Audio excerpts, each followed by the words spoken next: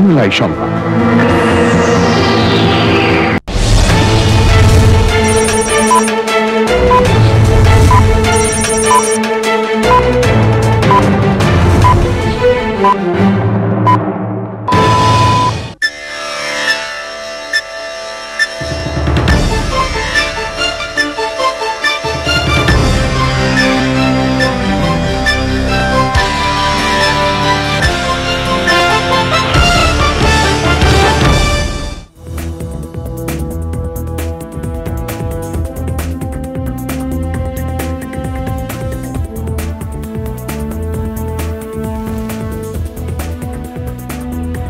আসসালামু আলাইকুম। Channel I সংবাদে আপনাদের সবাইকে আমন্ত্রণ জানাচ্ছি আমি আল আভি জাহান। বিস্তারিত সংবাদের শুরুতেই জানিয়ে দিচ্ছি সুপার ফ্রেশ ফর্টিফাইড সয়াবিন তেল। সংবাদ শিরোনামগুলো। আজ ও আগামীকাল সকাল ৮টা থেকে বিকেল ৫টা পর্যন্ত ঢাকা সহ ৪ জেলায় কারফিউ শিথিল, চিরুনি অভিযান অব্যাহত রাখার ঘোষণা। মেট্রো রেলে সহিংসতাকারীদের বিচার জনগণকেই করতে হবে বললেন প্রধানমন্ত্রী। সব দাবি পূরণের পরও কেন কোটা আন্দোলন প্রত্যাহার হচ্ছে না প্রশ্ন। এবং দেশে কয়েকদিনের সহিংস ঘটনার প্রভাব শেয়ার বাজারেও। বুধবার বাজার খোলার পর বড় দরপতন হলেও কিছুটা ঘুরে দাঁড়িয়েছে বৃহস্পতিবার।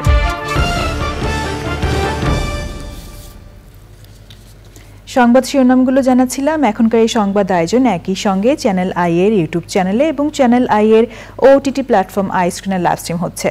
যাচ্ছে বিস্তারিত সংবাদে। কোটা সংস্কার আন্দোলনে নাশকতাকারীদের গ্রেপ্তার করার আগ পর্যন্ত চিরুনি অভিযান অব্যাহত থাকবে বলে জানিয়েছেন স্বরাষ্ট্রমন্ত্রী আসাদুজ্জামান খান। আজ ও আগামীকাল সকাল ৮টা থেকে বিকেল ৫টা পর্যন্ত রাজধানী সহ ৪ জেলার কারফিউ শিথিল থাকবে বলেও জানিয়েছেন মন্ত্রী। রিয়াজ ইসলামের রিপোর্ট। ধানমন্ডিতে সরকারি বাসভবনে কারফিউ ও চলমান পরিস্থিতি নিয়ে আইন শৃঙ্খলা রক্ষাকারী বাহিনীর ঊর্ধ্বতন কর্মকর্তাদের সাথে বৃহস্পতিবার রাতে বৈঠক করেন স্বরাষ্ট্রমন্ত্রী। ২ ঘন্টার বৈঠক শেষে কথা বলেন গণমাধ্যমের সাথে। মন্ত্রী জানান, দেশের আইন শৃঙ্খলা পরিস্থিতি এখন অনেকটাই শান্ত। তবে আজ ও আগামীকাল ঢাকা মহানগর, ঢাকা জেলা, নারায়ণগঞ্জ, নরসিংদী ও গাজীপুরে কারফিউ অব্যাহত থাকবে। বাকি জেলাগুলোতে জেলা প্রশাসক ও জেলা ম্যাজিস্ট্রেট, পুলিশ সুপার ও বিভাগীয় কমিশনাররা কারফিউয়ের বিষয়ে সিদ্ধান্ত দেবেন বলে জানান তিনি। শুক্রবার এবং শনিবার এই 2 দিন সকাল ৮টা থেকে বিকাল ৫টা পর্যন্ত কারফিউ শিথিল থাকবে। যে ধীরে ধীরে আমরা কারফিউ যে শিথিল করার যে আমরা চেষ্টা করছি সেটারই প্রতিফলন আমরা এখানে ঘটাচ্ছি। যে এখন পর্যন্ত যেহেতু আমরা কোনো ধরনের ঘটনাও ঘটেনি, সেই জন্য আমরা এগুলো কারফিউ শিথিল করছি। স্বরাষ্ট্রমন্ত্রী বলেন, সাম্প্রতিক সহিংসতায় জড়িতদের ধরতে অভিযান অব্যাহত থাকবে। যে ধরনের নৃশংস হত্যাকাণ্ড, সম্পদ নষ্ট, সরকারি সম্পদ নষ্ট করেছেন এবং হত্যা করেছেন, আমার পুলিশকে হত্যা করে ঝুলিয়ে রেখেছেন, আমাদের এক মেয়র সাহেবের পিএসকে আপনারা সেই একই কায়দায় ঝুলিয়ে রেখেছেন। এটা তো এটা মানুষের কাজ নয়। আমরা চাই যে এই মানুষটি আসলেই দোষী তাকেই বের করার জন্য। সেই জন্যই আমাদের এই চিরুনি অভিযান চলছে এবং এটা যতদিন পর্যন্ত আমরা সবাইকে ধরতে না পারবো ততদিন পর্যন্ত এই অভিযান চলবে। দেশের সার্বিক পরিস্থিতি কিছুদিন পরে পুরোপুরি স্বাভাবিক হবে বলে আশ্বাস দেন মন্ত্রী। Riaz Islam, channel I, Dhaka. Mirpur ১০ number metro station পরিদর্শন করে প্রধানমন্ত্রী শেখ হাসিনা বলেছেন, জনগণের সম্পদ মেট্রো রেলে যারা সহিংসতা চালিয়েছে তাদের বিচার জনগণকেই করতে হবে। কোটা আন্দোলনকারীদের সব দাবি পূরণ করার পরও কেন তারা আন্দোলন প্রত্যাহার করছে না সে প্রশ্নও রাখেন প্রধানমন্ত্রী। নীলাদ্রি শেখরের রিপোর্ট।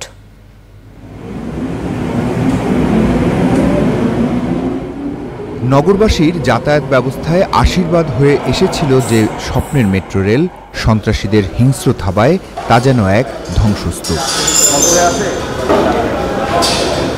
মেট্রো রেলের প্রবেশপথ থেকে শুরু করে টিকিট কাউন্টার, কাচের জানালা, গন্তব্য ও সময়সূচির মনিটর, কম্পিউটার, ট্রেন যাতায়াত ব্যবস্থাপনা, সিসিটিভি, বলা যায় স্টেশনের এমন কোনো জায়গা নেই যেখানে ভাঙচুর চালিয়ে লুটপাট করা হয়নি। সকালে মিরপুর ১০ নম্বর স্টেশনের ক্ষয়ক্ষতি পরিদর্শনে আসেন প্রধানমন্ত্রী শেখ হাসিনা। ঘুরে দেখেন স্টেশনের বিভিন্ন এলাকা, যা এখনও সেদিনের ধ্বংসযজ্ঞের সাক্ষী হয়ে আছে। মেট্রো রেল কর্তৃপক্ষকে প্রয়োজনীয় নির্দেশনা দেন প্রধানমন্ত্রী। নগরবাসীর যাতায়াত ব্যবস্থায় আমূল পরিবর্তন আনা মেট্রোতে এমন সহিংসতায় প্রধানমন্ত্রী যে তীব্র কষ্ট পেয়েছেন তা ফুটে উঠেছিল তার বক্তব্যে। ধ্বংসের চিত্র দেখলাম, এটা বিশ্বাস হতে চায় না যে এদেশে মানুষেরা করতে পারে। এই মেট্রো রেলে কি আমি চড়বো? শুধু আমরা সরকার চড়বে? শুধু আমাদের মন্ত্রীরা চড়বে? না সাধারণ জনগণ চলবে? সেটা আমার প্রশ্ন। এর উপকারিতা কারা পাচ্ছেন? এদেশের মানুষ, আপনারা, সাধারণ জনগণ পাচ্ছে। তাহলে এর উপর এত ক্ষোভ কেন? ঘন্টার পর ঘন্টা আবার ট্রাফিক জ্যামে পড়ে থাকতে হবে, আবার কর্মস্থলে পৌঁছানো, আবার ফেরত আসা, দীর্ঘ সময় লাগবে। আপনাদের কষ্ট লাঘব করতে চেয়েছিলাম, তা আপনাদেরকেই বলবো যে এই কষ্ট আমি লাঘব করতে চেয়েছি। এই কষ্ট আবার যারা সৃষ্টি করলো তাদের বিরুদ্ধে আপনাদেরই রুখে দাঁড়াতে হবে, দেশবাসীকেই রুখে দাঁড়াতে হবে। এর বিচার তাদের করতে হবে। সব দাবি পূরণ হওয়ার পরও কেন এখনও আন্দোলন চলছে সে প্রশ্ন রাখেন সরকার প্রধান। যে দাবি তারা করেছিল, সমস্ত দাবি শুধু মানা না, তার থেকে বেশি আমরা দিয়েছি, হাইকোর্টে দিয়ে দিয়েছে। তারপরেও কিন্তু এখন থামেনি। কেন থামেনি? আমি দেশবাসীর কাছে সেটাই আমি বিচার চাই। প্রথমে 1 দফা কোটা সংস্কার করতে হবে, ওই 1 দফা পরে আসলে 4 দফা, তারপর আসলো 6 দফা, তারপর আসলো 8 দফা, তারপর আবার 4 দফা, আবার ওই 4 দফাও হবে না, আরও 8 দফা। এইভাবে এমন একটা পরিবেশ সৃষ্টি, আর সেই সাথে সাথে এই ধ্বংসযজ্ঞ, মানে এই ধ্বংসযজ্ঞটাকে সুযোগ সৃষ্টি করে দেওয়া। ব্যাপক ধ্বংসযজ্ঞে ক্ষতিগ্রস্ত মেট্রো রেলের মিরপুর স্টেশন পুরোপুরি চালু হতে কত সময় লাগবে তা এখনও নির্ধারণ করা সম্ভব হয়নি। মিরপুর 10-এর এই মেট্রো রেল স্টেশনের এমন কোনো জায়গা নেই যেখানে সহিংসতার ছাপ নেই।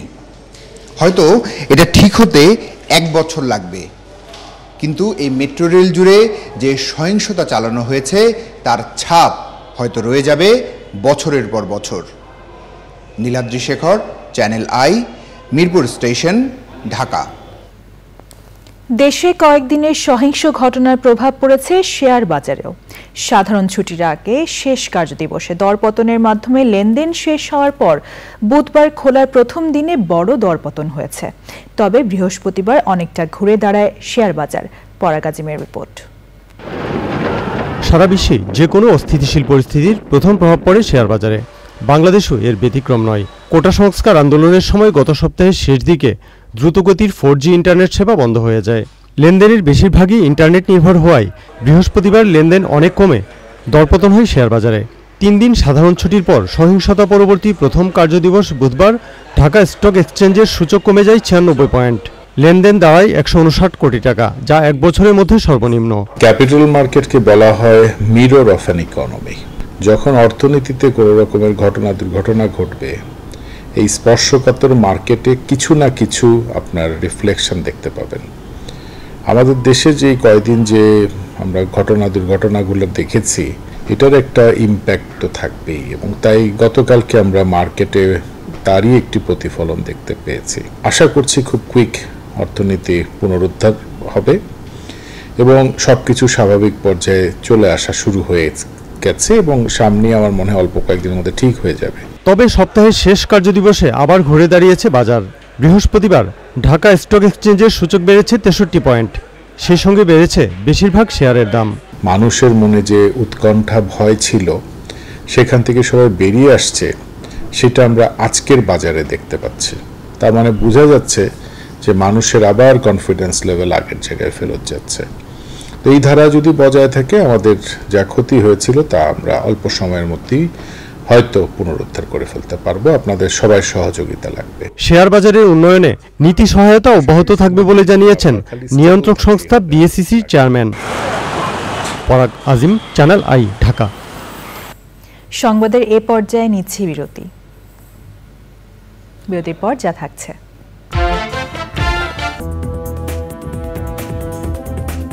ফিরে এলাম বিরতির পর। প্যালেস্টাইন ইস্যুতে বৈঠক করেছেন মার্কিন প্রেসিডেন্ট জো বাইডেন ও ইসরায়েলি প্রধানমন্ত্রী বেনইয়ামিন নেতানিয়াহু। বৈঠকে গাজায় অবিলম্বে যুদ্ধবিরতির ব্যাপারে আলোচনা হয়েছে বলে হোয়াইট হাউসের এক বিবৃতিতে জানানো হয়। মার্কিন কংগ্রেসে নেতানিয়াহুর ভাষণ দেওয়ার একদিন পর এই বৈঠক অনুষ্ঠিত হলো। বৈঠক চলাকালে হোয়াইট হাউসের বাইরে প্যালেস্টাইনের সমর্থনে হাজারো মানুষ বিক্ষোভ করে। মার্কিন নিরাপত্তা পরিষদের মুখপাত্র জন কার্বি জানান, বৈঠকে গাজায় যুদ্ধবিরতি, জিম্মিদের মুক্ত করে আনা, লেবাননের সংঘাত ছড়িয়ে পড়া এবং ইরানের হুমকির মতো বিষয় নিয়ে আলোচনা হয়েছে। বাইডেনের সঙ্গে বৈঠকের পর নেতানিয়াহু মার্কিন ভাইস প্রেসিডেন্ট ও আগামী নির্বাচনে ডেমোক্র্যাট প্রেসিডেন্ট প্রার্থী কামালা হ্যারিসের সাথেও বৈঠক করেন। এবার কৃষি সংবাদ।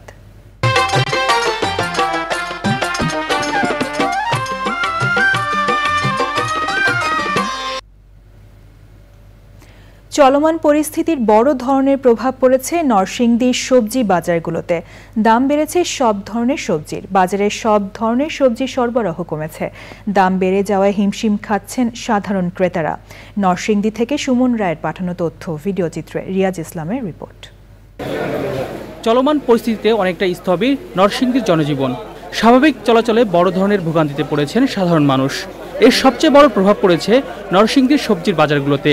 বাজারে সবজির সরবরাহ কমে যাওয়ায় প্রতি কেজি সবজির দাম বেড়েছে 20 টাকা থেকে শুরু করে 40 টাকা পর্যন্ত। এতে বাজার করতে গিয়ে হিমশিম খাচ্ছেন সাধারণ ক্রেতারা।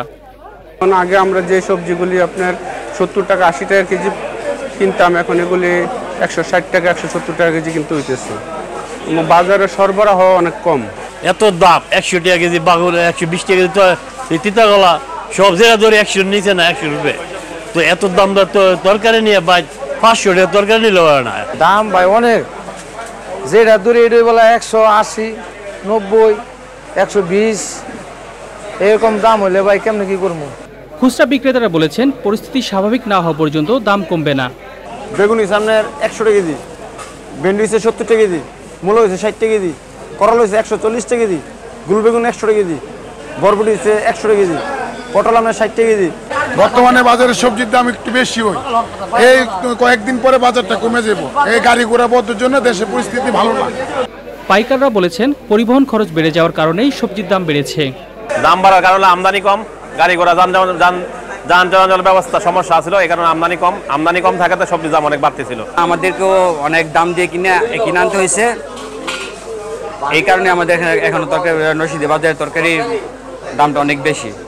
শীঘ্রই পরিস্থিতি স্বাভাবিক হয়ে আসবে, সেই সঙ্গে কমবে সবজির দাম, এমনটাই প্রত্যাশা সাধারণ মানুষের। Riaz Islam, channel I. এবার প্রকৃতি সংবাদ।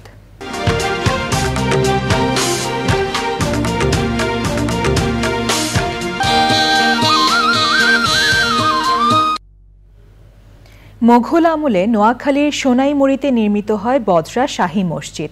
বিভিন্ন রঙের পাথর, চীনামাটির তৈরি তৈজসপত্রের খণ্ডিত অংশের ব্যবহার মসজিদটিকে করেছে সৌন্দর্যমণ্ডিত। মসজিদটি দেখতে প্রতিদিনই দূর দূরান্ত থেকে আসেন বহু মানুষ। আলাউদ্দিন শিবলুর তথ্য, ভিডিওচিত্রে আফরোজা হাসির রিপোর্ট। 1741 থেকে 42 সালে জমিদার আমানুল্লাহ 30 একর জমিতে বিশাল এক দিঘি খনন করে পাশেই গড়ে তোলেন দর্শনীয় বজরা মসজিদ। দিল্লির শাহী জামে মসজিদের নকশার আদলে নির্মাণ করা হয় মসজিদটি। রয়েছে মার্বেল পাথরের তৈরি 3টি গম্বুজ, ধনুকাকৃতির দরজার পাশাপাশি ভেতরে রয়েছে কারুকার্য খচিত মেহরাব। বিশেষ দিনে বাড়ে দর্শনার্থী ও মুসল্লিদের ভিড়। সাওয়ার জন্য আসে লোক, সৌন্দর্যগুলো সাওয়ার জন্য এই ধরনের মসজিদ মনে করেন নোয়াখালী ডিস্ট্রিক্টের ভিতরে এই কোয়ালিটি এই সিস্টেমের মসজিদ নেই। আমাদের অনেক ইচ্ছা বা মসজিদ আসার জন্য আমরা অনেক নিয়ত করছি যে আল্লাহ যদি হুকুম করে আমাদের নিয়ত যদি পূরণ করে তাহলে তার আলহামদুলিল্লাহ। সিরামিক দিয়ে তৈরি কিংবা ফুলের কারুকার্য, এই জন্য মানুষ দেখার জন্য আসে অনেক দূর দূরান্ত থেকে। জুমার সময় বিশেষ দিনগুলো তো সারা বাংলাদেশ থেকে মানুষ আসা হয়। জানা যায় মোগল সম্রাট মোহাম্মদ শাহের বিশেষ অনুরোধে মক্কা নগরীর বাসিন্দা মাওলানা শাহ আবু বকর সিদ্দিকী ঐতিহাসিক মসজিদটির প্রথম ইমাম নিয়োজিত হন। পর্যায়ক্রমে তার বংশধররাই ইমামের দায়িত্ব পালন করছেন। অনেক মুসল্লি এখানে নামাজ আদায় করে তৃপ্তি অনুভব করেন এবং ওনাদের মনের আশা যে আকাঙ্ক্ষা যে এই মসজিদে অনেক ওলি আল্লাহ সেজদা করেছেন, অনেক বুজুর্গানের দিন এই মসজিদে এসেছেন এবং ওনাদের এখানে সেজদা রয়েছে।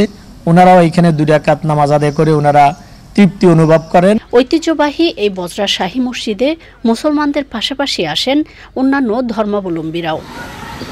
আফরোজা হাসি, প্রকৃতি ও জীবন ডেস্ক, চ্যানেল আই। এখন দেখবেন খেলার খবর।